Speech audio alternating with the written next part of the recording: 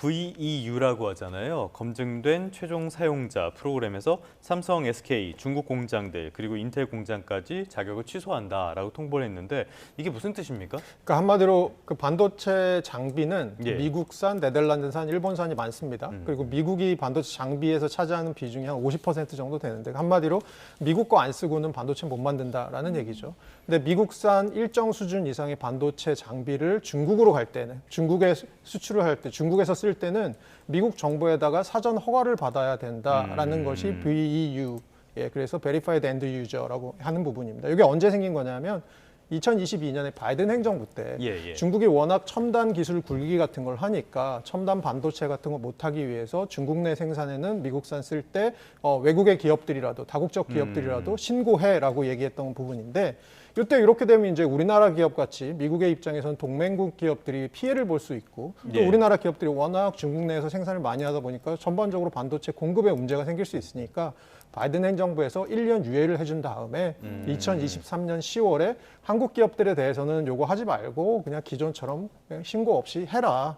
중국에 가져다 써라라고 얘기했던 게 이번에 트럼프 행정부에서 이걸 뒤집는 겁니다. 그래서 앞으로 중국에 미국산 장비 가져갈 때 일정 수준 이상의 장비 가져갈 때는 건 바이 건으로 미국 정부의 허가를 받아라. 이게 적게 잡으면 업체당 한 1,000건. 왜냐하면 우리나라 기업들 SK 하이닉스나 삼성전자에서 중국 내에서 생산하는 메모리 반도체가 굉장히 비중이 크거든요. 그렇게 봤을 때는 뭐 적게 보면 1년에 한 1,000건, 많게 보면 수천 건 될 수도 있어서 비용도 들고 시간도 들고 제때 장비가 공급 안 될 수도 있고 여러 가지 문제가 생길 수 있습니다. 네.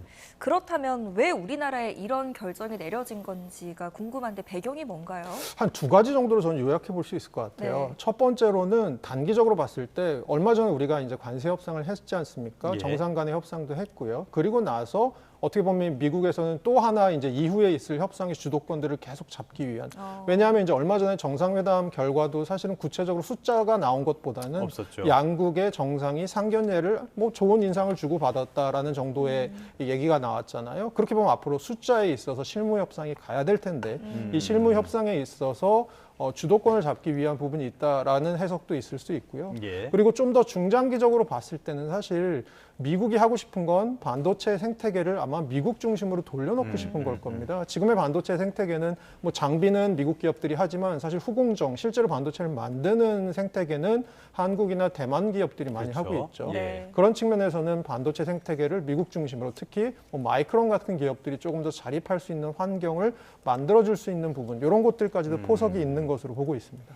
알겠습니다. 최근에 뭐 알리바바가 AI 칩 자체 AI 칩도 발표하고 그러면서 미국의 긴장감도 커지는 것 같긴 한데 당장 문제는 우리나라 기업들의 중국 생산이란 말이에요.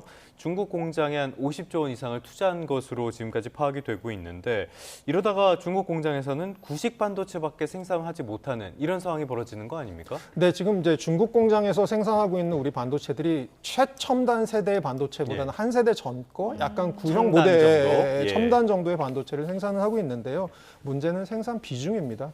메모리 반도체에서 보통 D램이나 낸드가 있는데요. SK 하이닉스는 D램 한 40%, 낸드 한 30%를 중국에서 생산하고 있습니다. 삼성전자는 D램은 전량 국내 생산하는데 낸드를 한 30에서 40% 중국에서 생산하고 있습니다. 이렇게 봤을 때는 적지 않은 비중이거든요. 그런 측면에서는 이런 제재가 가해졌을 때 이것이 현실화되었을 때 우리나라 기업들이 받을 수 있는 피해들도 상당하다라는 부분이 좀 걱정되는 부분인 거죠.